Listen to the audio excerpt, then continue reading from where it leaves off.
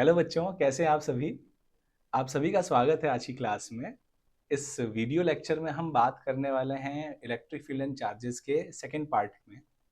देखिए, first part में हमने कवर किया था कि इलेक्ट्रिक चार्ज क्या होता है ना, और उसकी बेसिक प्रॉपर्टीज क्या क्या हैं, जिसमें हमने क्वांटाइजेशन पर बेस्ड कुछ क्वेश्चंस से डील किया था।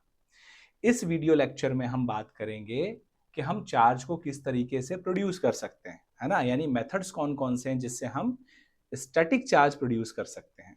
तो चलिए बिना वक्त गवाए शुरू करते हैं आज की क्लास। देखिए, स्टैटिक चार्ज को प्रोड्यूस करने के वैसे तो तीन मेथड हैं। कितने मेथड हैं? तीन, जो आपके एनसीईआरटी बुक में लिखे रहते हैं। लेकिन एक चौथा मेथड भी है, जैसे मैं अभी बताऊंगा आपको। अभी तीन मेथड कौन से हैं पहले वो बात कर लेते हैं। पहला है चार्जिंग बाय फ्रिक्शन। क्या है? चार्जिंग बाय फ्रिक्शन, यानी जब हम दो चीजों को रब करेंगे, रगड़ेंगे, घिसेंगे एक दूसरे के अगेंस्ट, तो उससे स्टैटिक चार्ज प्रोड्यूस होगा। ये पहला मेथड है। दूसरा है, उसका नाम है चार्जिंग बाय कंडक्शन, या कह दो चार्जिंग बाय कांटेक्ट, यानी जिसमें हम क्या करेंगे कि दो चीजों को टच करेंगे। अब कैसे क्या है वो अपन आगे पढ़ेंगे, ठीक है। तीसरा मेथड जो है उसको हम कहते हैं इंडक्शन मेथड। ठीक है। इंडक्शन मेथड में क्या होता है बच्चों कि हम जो है वो एक जो न्यूट्रल बॉडी है उसके पास में एक चार्ज बॉडी लाते हैं और फिर इससे चार्ज इंड्यूस होता है। कैसे होता है वो अपन डिटेल में अभी पढ़ने वाले हैं, ठीक है। लेकिन एक चौथा मेथड भी है जिसको हम कहते हैं फोटो इलेक्ट्रिक एमिशन। आपने पढ़ा होगा फोटो इलेक्ट्रिक एमिशन, जिसमें हम क्या करते हैं, किसी मेटल पर, मेटल सरफेस पर हम लाइट या रेडिएशन को डालते हैं, जिससे इलेक्ट्रॉन क्या करता है, फ्री इलेक्ट्रॉन उसको छोड़ करके बाहर आ जाता है, मेटल सरफेस को छोड़ के। जिससे क्या होता है कि उसमें उस पर कुछ चार्ज क्रिएट हो जाता है। देखो, इलेक्ट्रॉन बाहर निकलेगा तो सीधी सी बात है, हम उससे कैसा चार्ज क्रिएट कर पाएंगे मेटल सरफेस पे? पॉजिटिव चार्ज क्रिएट कर पाएंगे। समझ में आ रही बात यहां तक, है ना? तो चलिए अब इनको सीखना शुरू करते हैं वन बाय वन।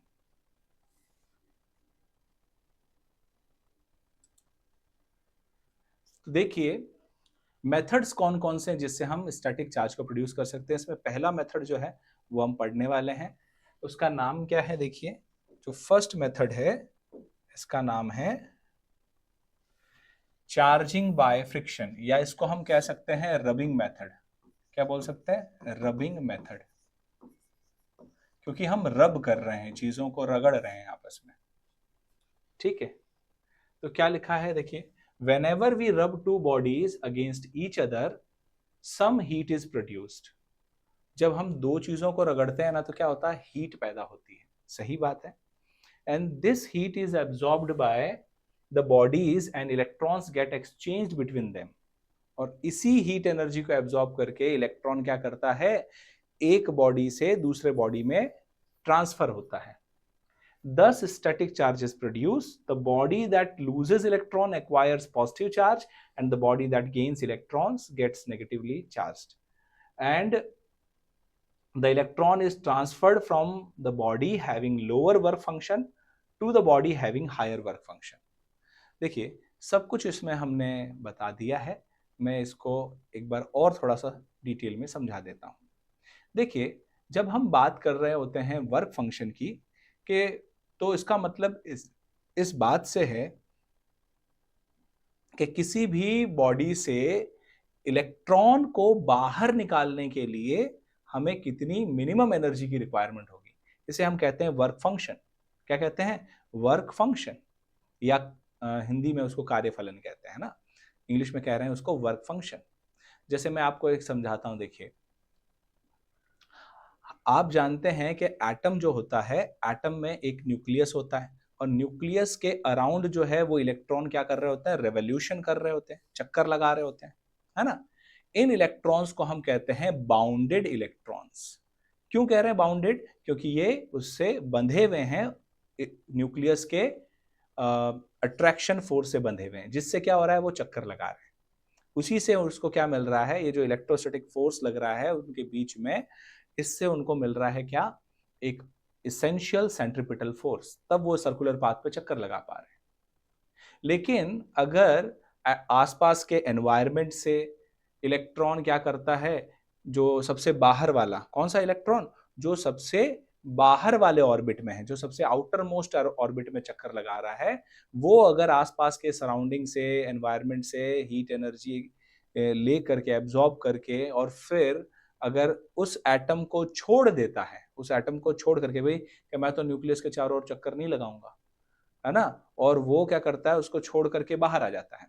अब बाहर कहाँ आ जाता है, एटम के बीच में जो खाली जगह है ना, जिसको हम बोलेंगे इंटर एटॉमिक स्पेस, या कह सकते हैं इंटरस्टिशियल स्पेस, तो वहां पे चला जाता है और वहां पर रैपिड एंड रैंडम मोशन करता है, मतलब जिगजैग मोशन करेगा, ऐसे चक्कर नहीं लगाएगा, ऐसे यूं लगातार ऐसे ऐसे ऐसे ऐसे ऐसे घूमता रहेगा। समझ में आ गई बात। अब इस इलेक्ट्रॉन को हम कहते हैं फ्री इलेक्ट्रॉन। क्या कहते हैं बच्चों, फ्री इलेक्ट्रॉन। अब जब मान लो कि ऐसा हो जाए कि वो उस बॉडी को ही छोड़ दे इलेक्ट्रॉन, है ना, उस बॉडी में से ही निकल जाए, तो अब इस फ्री इलेक्ट्रॉन को फ्री इलेक्ट्रॉन नहीं कहेंगे, है ना।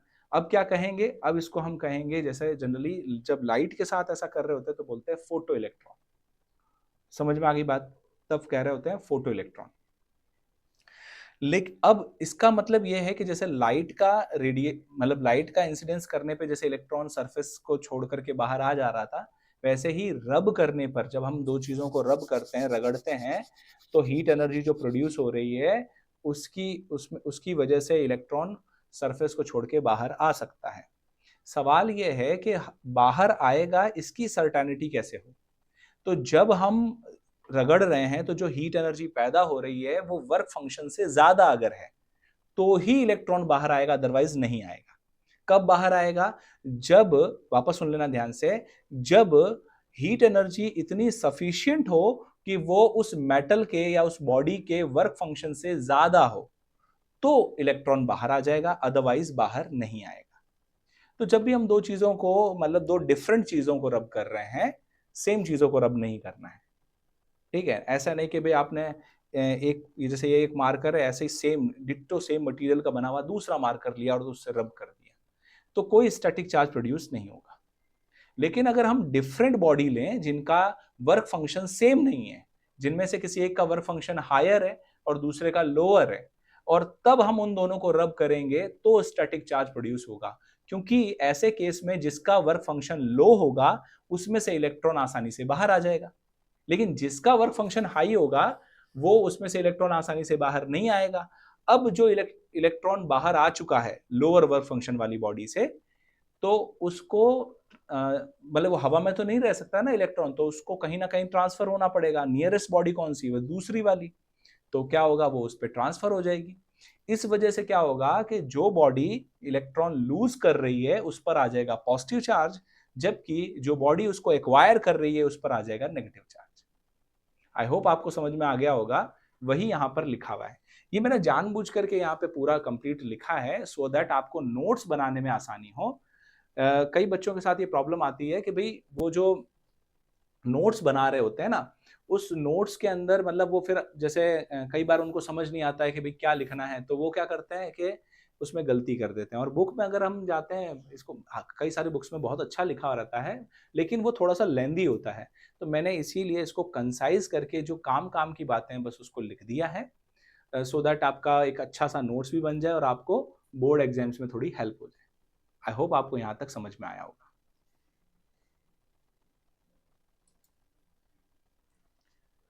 तो चलिए आगे बढ़ते हैं और जानते हैं ट्राइबो इलेक्ट्रिक सीरीज के बारे में। ये ट्राइबो इलेक्ट्रिक सीरीज क्या होती है, या फिर कह दो इलेक्ट्रोस्टैटिक सीरीज। मैंने यहाँ पर पहले से कुछ नाम लिख रखे हैं, वो जानबूझ करके पहले लिख दिया क्योंकि इतना लिखने में बहुत टाइम जाता है और ये याद भी करना बड़ा मुश्किल है। तो आप इसको अपने कॉपी में नोट कर सकते हैं। कुछ काम काम की बातें जो इस पर मैं टिक लगा दूंगा, मेन उनको याद रख लेना है। ठीक है, सारे याद नहीं रखने, क्योंकि ट्राइबो इलेक्ट्रिक सीरीज बहुत सारे, इसमें मतलब सारे एलिमेंट लिखे भी नहीं है मैंने, इसमें बहुत सारे एलिमेंट आते हैं, बट काम काम की बातें मैंने लिख दी है। देखिए मैंने इनको जानबूझ करके ऐसा अरेंज किया है कि ऊपर वाले में जब अपन ऐसे चलते हैं ना ऐसे, तो इनमें पॉजिटिव टेंडेंसी बढ़ती है, और जैसे ही नीचे की तरफ चलते हैं ना, नीचे की तरफ चलेंगे अगर, तो इनमें नेगेटिव टेंडेंसी बढ़ेगी। मतलब मैं समझाता हूँ, देखो यानी इन सब का जैसे ध्यान दें तो ऊपर वाले का इन सब का वर्क फंक्शन लो है, जैसे जैसे नीचे जा रहे हैं वर्क फंक्शन बढ़ता जा रहा है। वापस बोल रहा हूँ, समझना चीज को, जैसे नीचे चलेंगे तो क्या होगा, वर्क फंक्शन जो है आपका, वर्क फंक्शन वो क्या होगा, इंक्रीज होगा। Work function increases. समझना इस चीज को, इसका क्या फायदा होगा वो भी समझा रहा हूँ। देखो पहले क्या लिखा है मैंने, एयर, फिर human body, glass, nylon, wool, silk, lead, cotton, aluminium, paper, steel, wood, amber, rubber, gold, acetate और पीवीसी। पीवीसी तो पता ही है ना, पॉलीवाइनल क्लोराइड, ठीक है। तो एक तरह का प्लास्टिक समझो, है ना। इसका मतलब ये है कि अगर मैं किसी भी ऊपर वाले को, जैसे मान लो मैंने चूज कर लिया, सपोज करो ग्लास चूज कर लिया, ठीक है। अब ग्लास को मैंने सिल्क के कपड़े से रगड़ दिया, ठीक है, क्या होगा, तो ऊपर वाले की टेंडेंसी ज्यादा है पॉजिटिव होने की, नीचे वाले की कम है। तो जो ऊपर है, मतलब इस सीरीज में जैसे ग्लास ऊपर है ना बेटा, इसलिए क्या होगा, जब ग्लास और सिल्क को आपस में रब करेंगे तो ग्लास पर पॉजिटिव आएगा और सिल्क पर नेगेटिव आ जाएगा। लेकिन वही काम अगर हम सिल्क को, जैसे सपोज करो मैंने एल्यूमिनियम रॉड से रब कर दिया होता, तो देखो सिल्क पर तब आ जाता पॉजिटिव, जबकि एल्यूमिनियम पर आ जाता क्या, एल्यूमिनियम पर आ जाता नेगेटिव। आप मेरी बात समझ रहे हैं, मतलब ऊपर जो है सीरीज में उन पर आएगा पॉजिटिव, नीचे की तरफ जैसे आप जाएंगे उनमें आएगा नेगेटिव। क्लियर हो गया ना। तो इसीलिए आपको पेयर चूज करना है, रैंडमली कोई भी पेयर बना सकते हैं। जैसे मैंने ग्लास को अगर रब कर दिया होता किससे, सपोज करो कॉटन से रब कर दिया होता, तो कॉटन पे कैसा चार्ज आता, तो कॉटन पे नेगेटिव चार्ज आता और ग्लास पर पॉजिटिव चार्ज आता। ठीक ऐसे ही अगर मान लो मैंने वुल लिया और वुल को रब कर दिया होता, किससे, वुल को रब कर दिया होता मैंने सपोज करो एल्यूमिनियम से, तो वुल पर कैसा आता, पॉजिटिव चार्ज, और एल्यूमिनियम पर आ जाता नेगेटिव चार्ज। तो ये फायदा है ट्राइबो इलेक्ट्रिक सीरीज या इलेक्ट्रोस्टैटिक सीरीज का। इसीलिए ये मैंने यहां पर पहले से लिख रखा है, आप चाहें तो इसका स्क्रीनशॉट ले सकते हैं।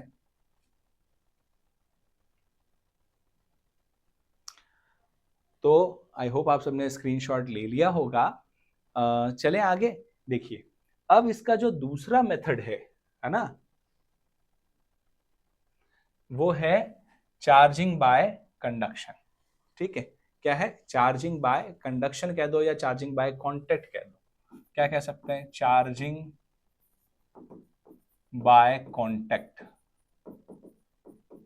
देखिए चार्जिंग बाय कांटेक्ट में एक चीज समझना,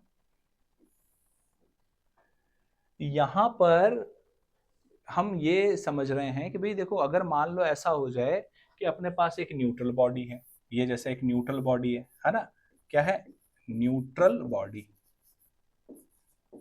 अब इसको हम अगर किसी चार्ज बॉडी के से टच करा देते हैं, ये चार्ज बॉडी है जिससे हमने इसको टच करा दिया, तो क्या होगा, अब ये न्यूट्रल नहीं रह जाएगा, ये चार्ज बॉडी है ना ऐसे, तो बाद में क्या होगा, देखो जरा, ये जो बॉडी है इस पर भी कुछ चार्ज आ जाएगा और इस पर भी कुछ चार्ज रहेगा। हालांकि ये अलग बात है कि इस पे जो चार्ज का अमाउंट है वो चेंज हो जाएगा। देखो समझाता हूँ, जैसे मान लो इस पर था, सपोज करो पहले 10 कूलम चार्ज था, जब हमने इसको टच कर दिया इस दूसरे बॉडी से, यानी कि इस ए को टच किया हमने बी से, तो अब ए पर क्या हो गया, चार्ज कम हो गया। मान लेते हैं इस पर रह गया सपोज करो 4 कूलम चार्ज और यहाँ पर 6 कूलम आ गया टोटल। समझे कि नहीं समझे, तो कि सर इक्वली क्यों नहीं गया, देखो इक्वल जाएगा या इक्वल शेयर होगा या नहीं शेयर होगा, ये तो डिपेंड करेगा भाई कैपेसिटेंस पर। किस पे डिपेंड करेगा, कैपेसिटेंस पे डिपेंड करेगा कि उसका कैपेसिटेंस, दोनों का जो कैपेसिटेंस का रेशो क्या है, उसके बेस पर ही चार्ज का डिस्ट्रीब्यूशन होगा। जैसे एक एग्जांपल देता हूँ, देखो जैसे मान लो कि गुलाब जामुन लेकर आए, ठीक है, एक प्लेट में, ठीक है, और अनलिमिटेड है मान लेते हैं, तो मतलब आप खत्म हो जाएगा और मंगवा लेंगे, चलो ठीक है, और आप और मैं दोनों क्या कर लेते हैं, बैठ जाते हैं भाई कि भाई अपन देखते हैं कौन ज्यादा गुलाब जामुन खा सकता है, ठीक है। अब जरूरी थोड़ी ना है कि हम दोनों बराबर खाएं, है ना। हो सकता है या तो मैं ज्यादा खा लूं या फिर आप ज्यादा खा लें, डिपेंड करेगा कि उस समय हमारा कैपेसिटी कितना है। ठीक ऐसे ही जो अगर हम दो बॉडी ले रहे हैं जिनको हम टच करवा रहे हैं, तो उनके कैपेसिटेंस का रेशियो क्या है, उस बेस पर ही चार्ज का डिस्ट्रीब्यूशन होगा।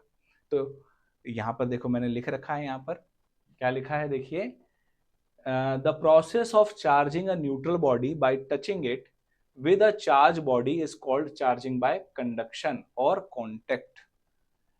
In this case, the same charge gets redistributed between them and this results in repulsion between them.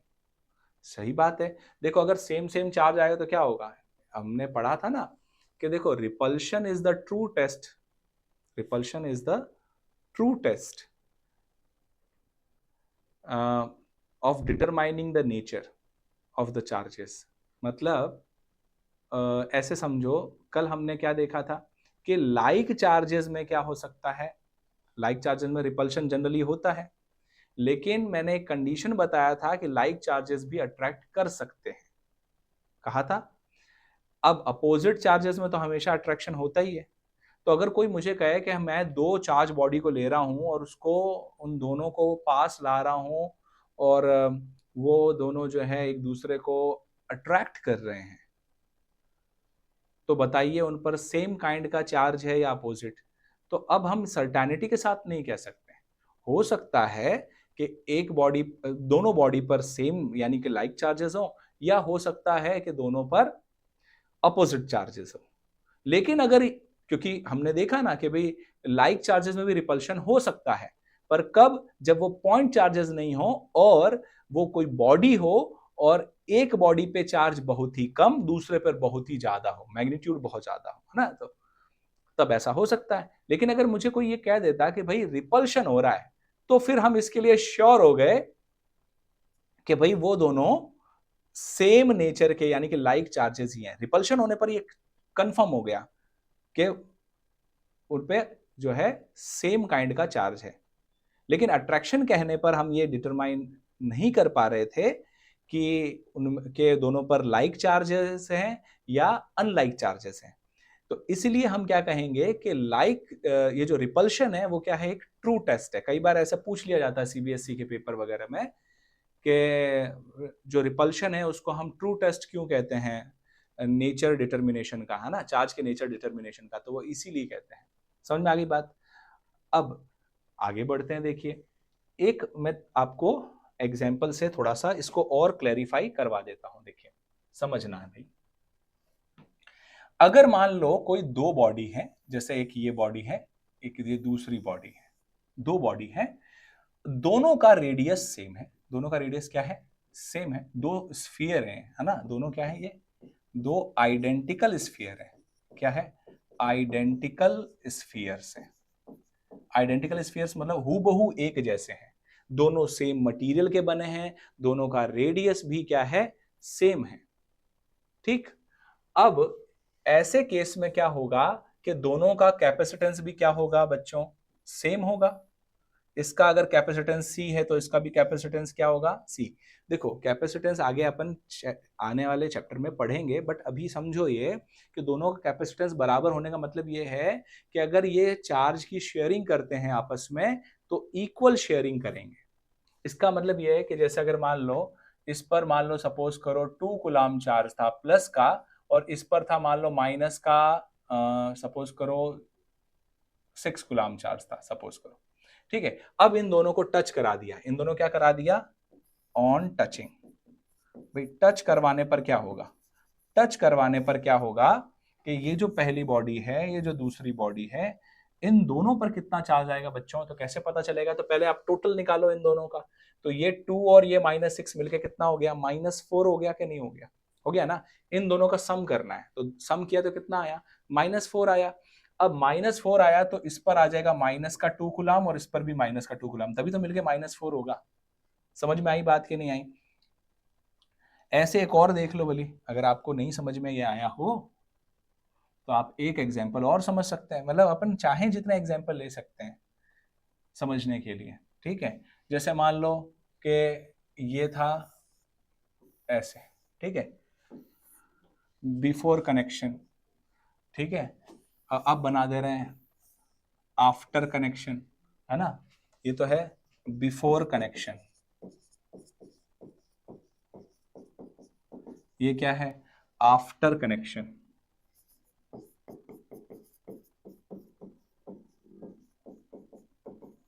ठीक है। इन दोनों का भी रेडियस क्या है बच्चों, सेम है, ये आइडेंटिकल, और मटेरियल भी सेम है, यानी ये आइडेंटिकल है, क्या है, आइडेंटिकल स्फीयर्स है, आइडेंटिकल स्फीयर्स है, ठीक है। तो अब क्या होगा, जैसे मान लो इस पर चार्ज है, सपोज करो इस पर है 2 कूलम, ठीक है, इस पर आ गया मान लो 8 कूलम, दोनों पे ही प्लस का है, तो कनेक्शन के बाद क्या हो जाएगा, रेडियस थोड़ी ना बदलेगा, रेडियस तो वही रहेगा, ठीक है। अब क्योंकि दोनों का कैपेसिटेंस बराबर है, तो इन दोनों को ऐड करेंगे तो कितना हो गया, 8 और 2 10, उसका आधा करेंगे तो कितना आएगा 5, यानी इस पर आएगा 5 कूलम चार्ज और इस पर भी आ जाएगा प्लस का 5 कूलम, दोनों पे ही प्लस का आ जाएगा। समझ में आई बात कि नहीं आई, है ना सिंपल चीज। थोड़ा सा और समझते हैं इसको। अब सब जैसे अभी तो हमने क्या देखा कि ये सेम सेम थे, कैसे थे, एक जैसे थे। अब मान लो एक जैसे नहीं हो, आइडेंटिकल नहीं हो, तो फिर क्या होगा, है ना, सवाल ये भी तो उठता है कि आइडेंटिकल स्फीयर्स नहीं हो तो, और सर इस स्फेरिकल शेप में ही नहीं हो तो, देखिए जो आप अब ऐसे तो क्या होगा कि सबका हमें कैपेसिटेंस निकालना पड़ेगा, अब वो तो हमें अभी पता है नहीं, तो इसलिए हम भी जो हमारे सिलेबस में है उसमें क्या अपन पढ़ते हैं, स्फीयर का कैसे, स्फेरिकल कंडक्टर का हम कैसे कैपेसिटेंस निकाल सकते हैं, तो वो हम आने वाले आगे जो चैप्टर हैं उसमें अपन उसको कवर अप करेंगे।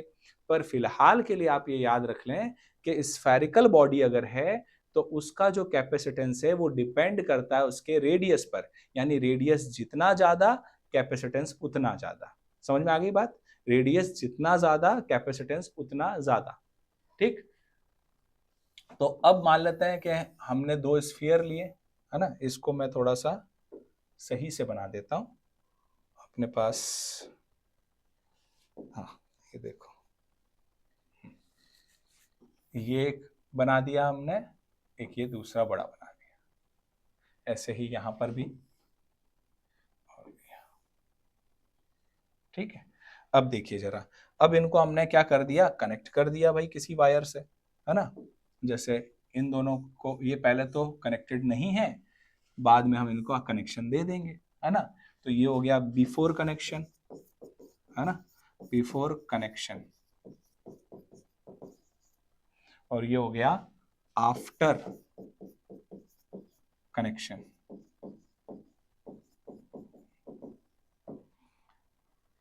ठीक।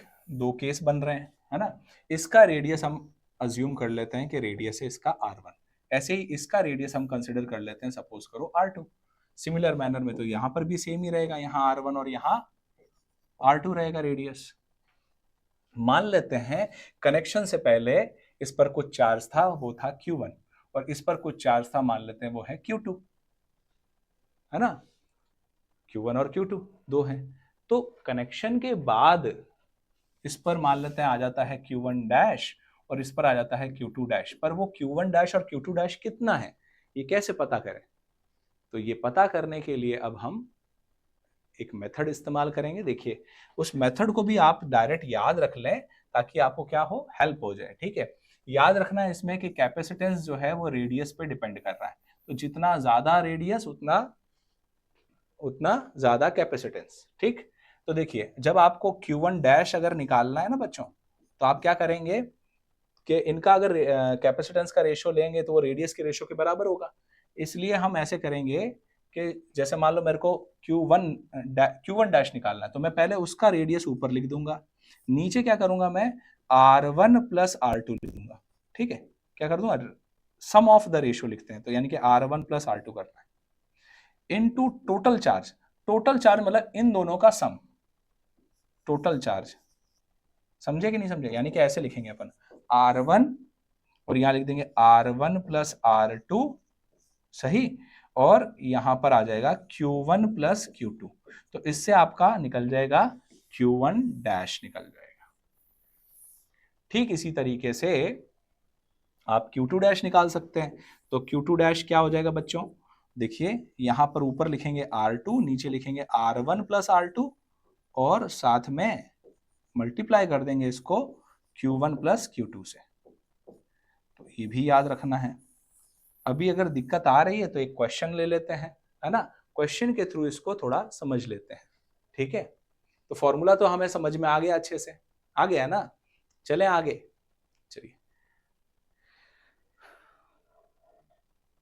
अच्छा रुक जाइए, हाँ देखिए, एक मिनट ना, एक मिनट।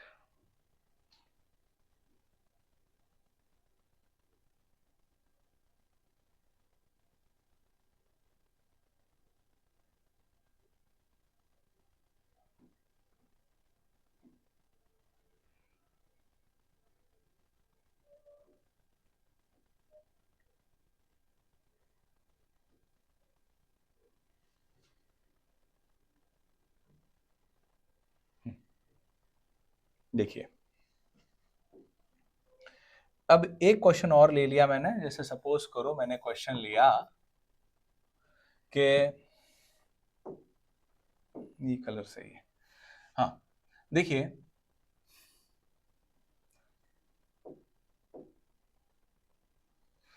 यहां पर एक स्फीयर लिया, एक स्फीयर यहां ले लिया, ये वही दोनों स्फीयर्स हैं। ठीक है, बस डिफरेंस ये है कि ये है बिफोर कनेक्शन और ये है आफ्टर कनेक्शन, राइट। इसका रेडियस जो है वो हम कंसिडर कर ले रहे हैं R1 इक्वल्स टू R, और इसका कंसिडर कर ले रहे हैं R1 equals to 3R, sorry R2 equals to 3R।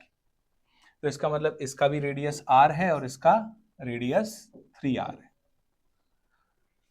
ठीक है, ये हो गया अपना बिफोर कनेक्शन और ये हो गया अपना आफ्टर कनेक्शन।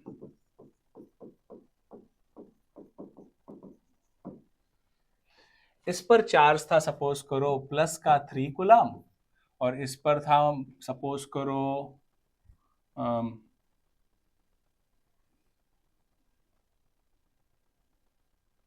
15 कूलम माइनस का। ठीक, अब हमें पूछा कि भाई इस पर कनेक्शन के बाद जो चार्ज आएगा यानी Q1 डैश और Q2 डैश, ये हमें पता करना है।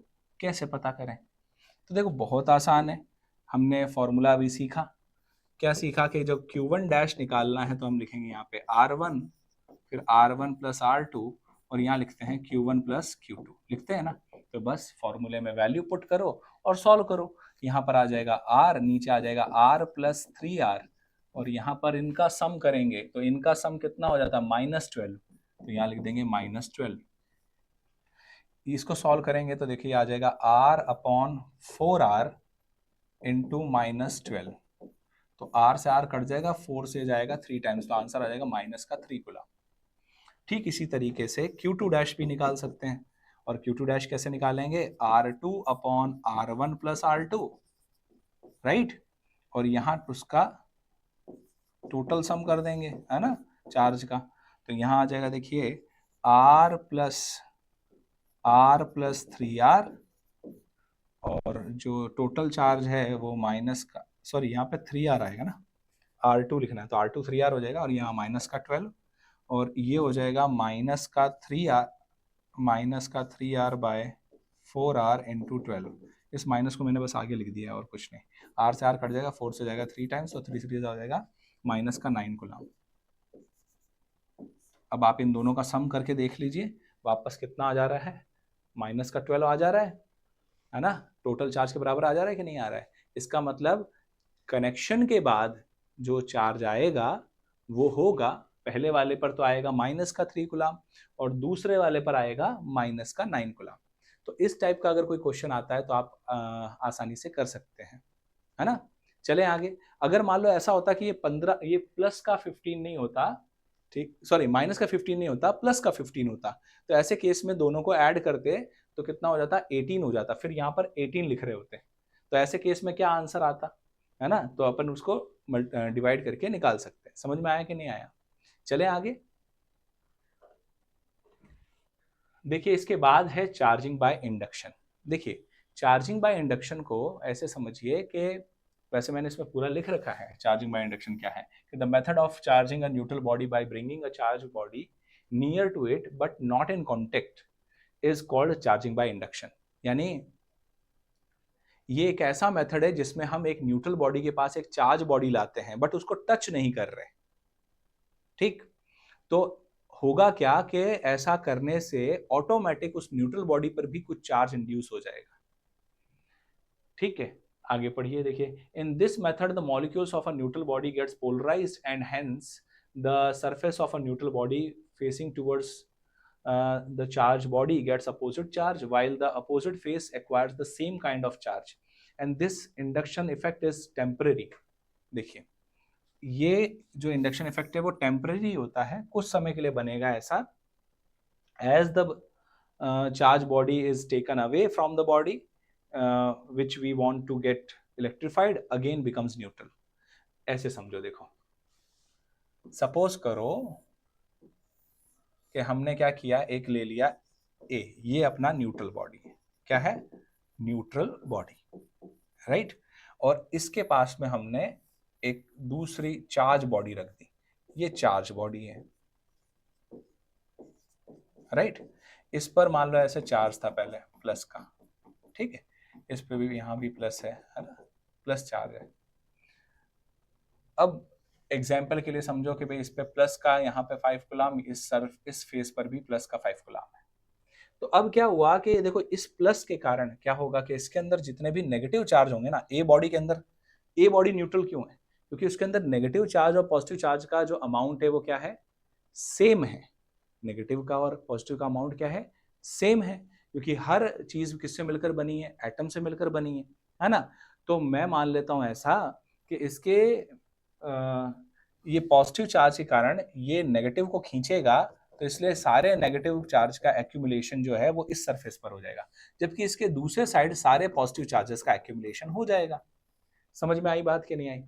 अब ऐसा करने पर क्या होगा कि अब ये न्यूट्रल बॉडी तो रह नहीं जाएगी। अरे अब कहाँ रहेगी न्यूट्रल बॉडी? देखा जाए, अब हमें लगेगा कि इसके हाफ पार्ट पर चार्ज है, इसके अनदर हाफ पार्ट पर चार्ज है, तो ये तो अब न्यूट्रल नहीं है। बट ऐसा नहीं है, देखा जाए तो यहाँ पर भी जैसे आया माइनस का 5 कूलम और इस पर आया प्लस का 5 कूलम। अब चेक करो जरा, +5 और -5 मिलकर वापस क्या हो गया? टोटल 0। यानी है तो ये न्यूट्रल बॉडी ही, लेकिन हमको ऐसा भ्रम हो रहा है कि इसके हाफ पार्ट पे भाई पॉजिटिव चार्ज है तो ये चार्ज बॉडी लग रही है हमें, लेकिन हो क्या रहा है? इस पर नेगेटिव आ रहा है तो इधर पॉजिटिव आ जा रहा है। समझ में आई बात? अगर मान लो सपोज करो इस पर नेगेटिव चार्ज होता सब पे, इधर क्या होता? Negative charge. तो यहाँ पर ये नेगेटिव चार्ज किसको पुल करता? अपनी तरफ, पॉजिटिव को पुल करता। तो यहाँ पर कलेक्शन हो जाता पॉजिटिव चार्ज का, तो इस तरफ एक्यूमुलेशन हो जाता नेगेटिव चार्ज का। क्लियर है ना? ऐसा होता। धीरे धीरे आ जाएगा। अगर मान लो समझ में नहीं आ रहा है आपको, तो आप इसको वापस रिवाइंड करके देखिए, जो मैं कह रहा हूं उसको ध्यान से सुनिए। ऐसी कोई चीज टफ नहीं है जो आपको नहीं समझ में आए। ठीक है, चले आगे। यहां तक समझ में आई चीजें? अब सवाल ये उठा कि आखिर ये पुल किया कैसे? तो देखो, एक तो अट्रैक्शन हमें पता है कि भी ये नेगेटिव को अट्रैक्ट करेगा, बट एक्चुअल में हो क्या रहा है कि इलेक्ट्रिक फील्ड आ जा रहा है भाई, इसकी वजह से जो इलेक्ट्रिक फील्ड जनरेट हो रहा है इसके आसपास, तो वो क्या कर रहा है? इस नेगेटिव को खींच रहा है अपनी तरफ। ठीक है, इसको, इसी प्रोसेस को हम पोलराइजेशन बोल रहे हैं। यानी कि जो उसके अंदर जो मॉलिक्यूल्स है वो पोलराइज्ड हो गए हैं, एक तरफ सारे पॉजिटिव कलेक्ट हो गए, दूसरी तरफ सारे नेगेटिव कलेक्ट हो गए। अगर आप इसको और ढंग से समझना चाहते हैं तो ये देखिए जरा,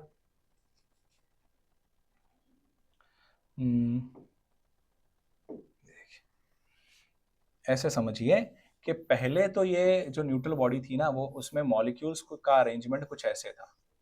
एक मिनट,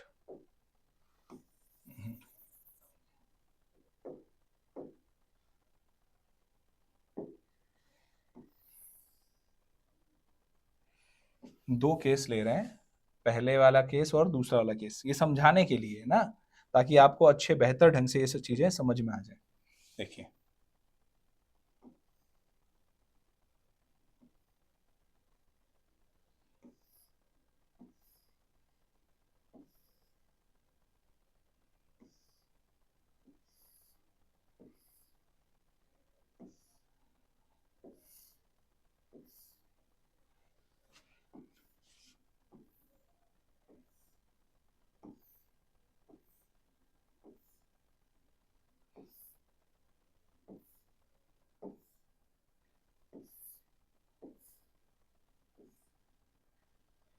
देखिए पहले क्या था कि जैसे मान लो ये जो बनाया मैंने ये मॉलिक्यूल्स बनाए हैं, ठीक है, तो इसका पॉजिटिव सेंटर और ये नेगेटिव सेंटर सेपरेटेड भी हो सकते हैं और नहीं भी हो सकते हैं। कई बार ऐसा भी होता है कि जो इनके सेंटर्स हैं, पॉजिटिव सेंटर नेगेटिव सेंटर, वो कोइंसाइड भी कर जाते हैं। तो अभी फिलहाल अपन ऐसे मान के चल रहे हैं कि ऐसा है, कुछ इस तरह से अरेंजमेंट है।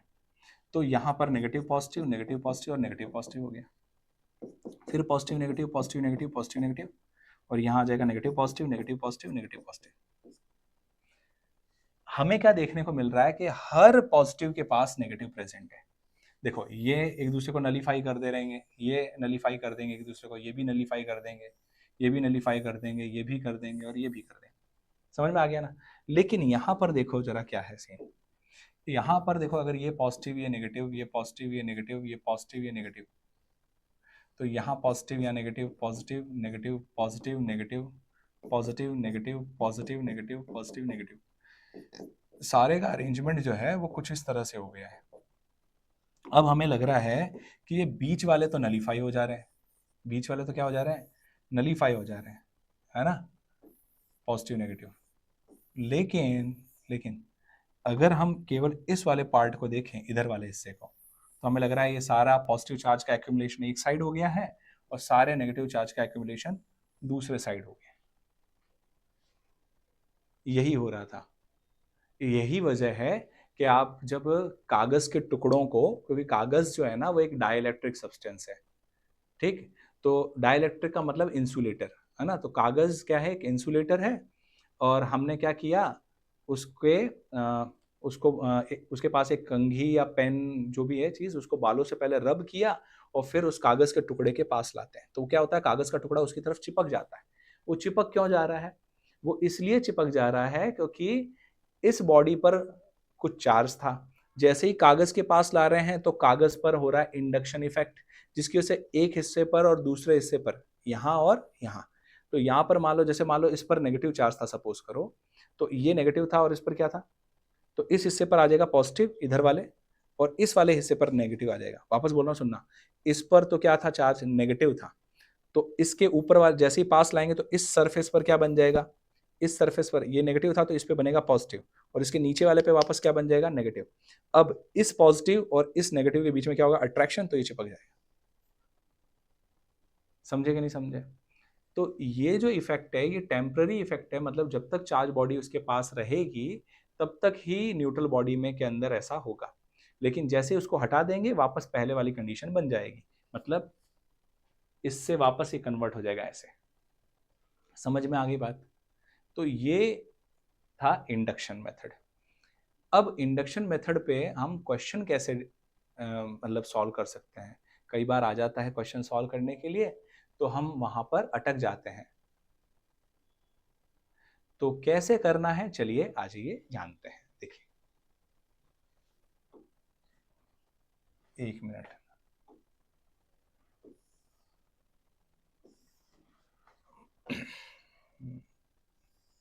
इनफ स्पेस है ना, तो इसको कर देते हैं, इसको डिलीट कर देते हैं यहां से। देखिए जैसे मान लो अपन पहले एकदम सिंपल से शुरुआत करते हैं, ठीक है, तो जैसे मान लो पहले ये एक प्लेट है और इसके पास में एक ये दूसरी प्लेट है। शुरुआत में इस पर जो चार्ज दे रखा है वो मान लो 8 कूलम दे रखा है ना, और इस पर कुछ भी नहीं दे रखा है, इस पर कोई चार्ज नहीं दे रखा है ना, तो क्या होगा, तो ऐसा होगा, देखो इसके फेसेस बना दे रहे हैं सो दैट अपने को समझ में आए, ये ए है, ये बी, ये सी, ये डी, तो यहाँ A B C and D, ठीक, तो इस पर 8 कूलम था तो ये इक्वली शेयर हो जाएगा, आधा आधा, मतलब इधर आ जाएगा पॉजिटिव चार्ज, है ना, इधर भी आ जाएगा पॉजिटिव चार्ज, बट कितना, यहाँ पर आएगा प्लस का 4 कूलम, इधर भी आ जाएगा प्लस का 4 कूलम। अब इंडक्शन की वजह से इस पर यहाँ पर बन जाएगा -4 कूलम, बट दूसरी साइड बन जाएगा प्लस का 4 कूलम। अगर आप ध्यान से देखें तो इस पर 4 और 4 मिलके वापस 8 कूलम बन रहा है कि नहीं बन रहा है टोटल, और इस पर देखें तो टोटल वापस क्या बन जा रहा है, जीरो बन जा रहा है। समझ में आई बात? ये एग्जाम्पल समझ में आया? अगर नहीं आया एक और देखते हैं। फिर जैसे जैसे अगर अब आगे बढ़ते जाएंगे ना तो हमें समझ में आता जाएगा। देखो जैसे मान लो इस बार हमने क्या किया, यही दो बॉडी ली, ठीक है, ऐसे, और यहाँ पर भी हम उसका दूसरा केस देखेंगे शुरुआत में और फिर बाद में। देखो जैसे मान लो इस पर था प्लस का 4 कूलाम, इस पर था माइनस का 6 कूलाम, ठीक, ऐसे था। ये तो पहले था, पहले वाले केस में, ठीक है। तो जब इसके दो सरफेसेस हैं ए बी सी डी, तो यहाँ भी लिख देते हैं ए बी सी डी। तो अब क्या हुआ, तो ये 4 कूलाम जो है वो ऐसे बटेगा। ये तो बटेगा कैसे भी, इन दोनों को अपने को क्या करना है, पहले जोड़ना है। देखो बता रहा हूँ ना ट्रिक, उसको समझो पहले कैसे करना है। इन दोनों को जोड़ो, कितना होता है, तो प्लस का 4 और माइनस का 6 मिलके कितना हो गया, माइनस का 2 हो गया। कितना हो गया, माइनस का 2। उसके उसका आधा करो तो क्या आएगा, -1। इसका मतलब ये है कि इसके बाहर बाहर वाले साइड में, इसके बाहर बाहर वाले साइड में हम क्या करेंगे, -1 कूलाम यहां लगा देंगे और -1 कूलाम यहां लगा देंगे, ठीक। अब देखो यहां पर कितना लिखा है, 4 कूलाम, तो इसका मतलब यह है कि यहाँ पे 5 कूलाम होना चाहिए प्लस का, तभी इनका टोटल करेंगे तो प्लस का 4 आएगा, अदरवाइज कैसे आएगा, सही है ना। अब अगर इधर +5 है तो इधर -5 आना चाहिए, राइट। अब इनका सम करो वापस, कितना हो जाता है, क्या -6 हो जाता है, यस। समझ में आई बात कि नहीं? तो इस तरीके से हम ऐसे क्वेश्चन से डील करेंगे। और देख लेते हैं क्वेश्चन, चलते जाओ इसमें। तो अब जैसे मान लो एक और ये बता देते हैं। अभी पहले 2-2 के ले रहे हैं कॉम्बिनेशन, फिर 3-3 के लेंगे, ठीक है। देखिए जैसे इस पे मान लो प्लस का 4 कूलाम था और इस पर प्लस का 6 कूलाम था, दोनों पे ही प्लस प्लस है। इसके वही सरफेस हैं A B C and D, A B and C and D, ठीक है। अभी मैं इसकी थिकनेस को नेग्लिजिबल मान रहा हूँ, ठीक है। तो यहाँ पर देखो इन दोनों का सम करो तो कितना हो रहा है, 10 हो रहा है। उसका आधा कर दो, कितना हो गया, 5 प्लस का, इधर इसका मतलब ये प्लस का 5 कूलाम यहाँ भी आएगा, प्लस का 5 कूलाम यहाँ भी आएगा, ठीक। अब इस पे टोटल चाहिए अपने को 4, तो 4 कब आएगा, जब यहाँ पे -1 लगाएंगे, तभी तो इसका टोटल 4 आएगा कि नहीं आएगा। अगर यहाँ -1 लगा रहे हैं तो यहाँ पे +1 लगाना पड़ेगा कि नहीं लगाना पड़ेगा, लगाना पड़ेगा ना। तो 5 और 1 कितना हो गया, 6। ये देखो ऑटोमेटिक बराबर आ गया कि नहीं आ गया। समझ में आई बात कि नहीं आई? और एग्जाम्पल ले लेते हैं। देखो जैसे अब मैंने अब 3 का एग्जाम्पल ले लेते हैं। देखो ये 1, ये 2 और ये 3, ठीक। यहाँ पर 1,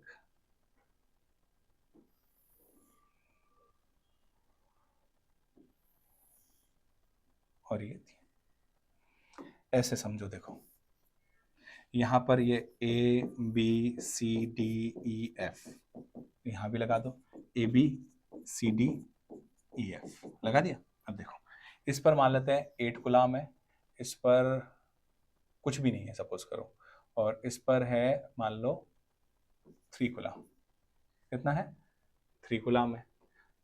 3 नहीं, चलो इसको 4 कर देते हैं, थोड़ा सा आधा करते हैं तो फिर क्या दिक्कत हो जाती है ना, इसलिए इसको 4 कूलाम मान लेते हैं। चलिए अभी दोनों प्लस के हैं, दोनों किसके हैं, प्लस के हैं। तो क्या होगा, 8 और 4 कितने हो गए, 12। 8 और 4 कितना हो गया, 12। उसका आधा कर दो, कितना होता है, 6, 6। यानी यहाँ पर प्लस का 6 लिखना है और यहाँ पर भी प्लस का 6 कूलाम लिखना है, लिख दिया। अब देखो इस पर 8 है तो इधर कितना और करें, +2 करेंगे, तभी तो ये मिलके टोटल 8 होगा। और ऐसे यहाँ देखो यहाँ 6 है तो यहाँ पर अपने को 4 बनाना है, तो यानी यहाँ पे -2 करना पड़ेगा, तभी तो मिलके 4 होगा कि नहीं होगा, राइट।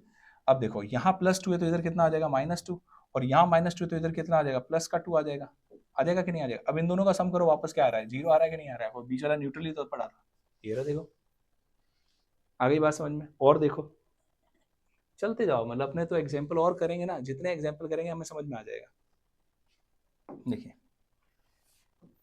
1 2 3, फिर यहाँ भी लगा दो 1 2 3।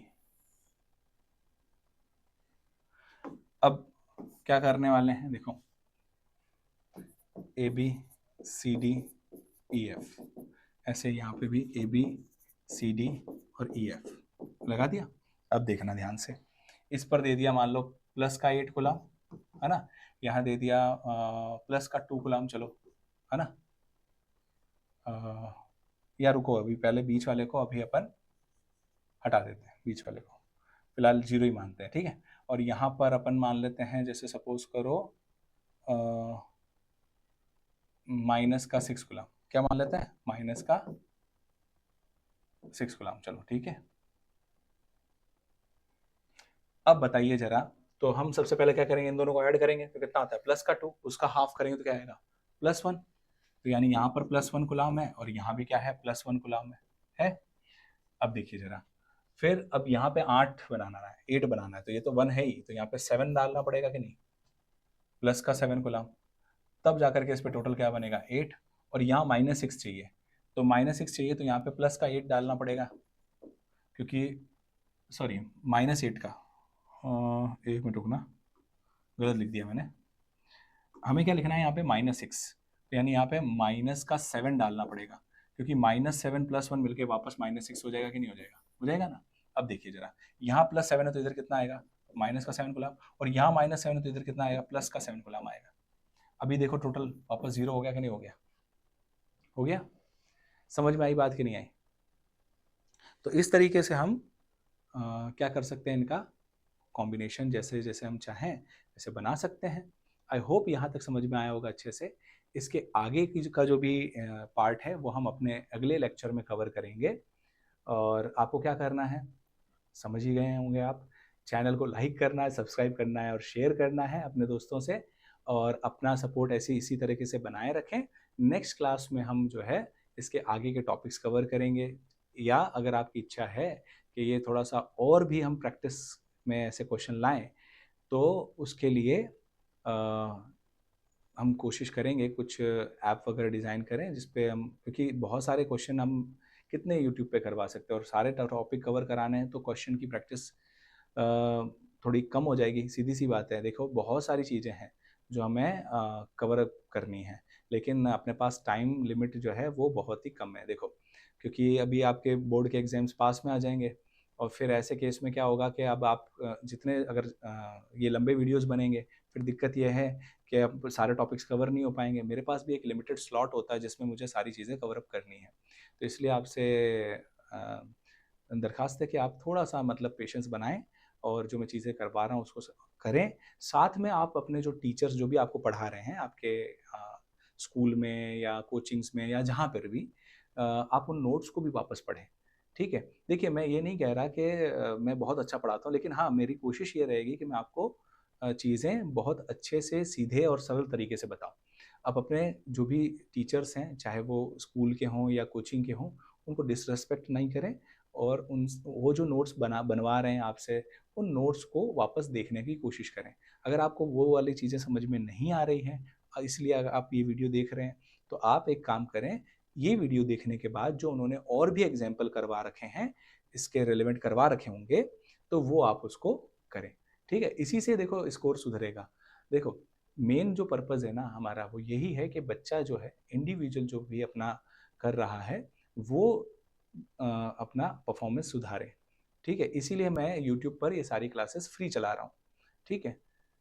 तो आई थिंक यहाँ तक समझ में आ गया होगा। तो बस आज की क्लास में इतना ही। नेक्स्ट जो भी चीज़ है वो अपने नेक्स्ट वीडियो में अपन कवर करेंगे। मिलते हैं नेक्स्ट क्लास में। Till then good luck and goodbye. जय हिंद, जय भारत।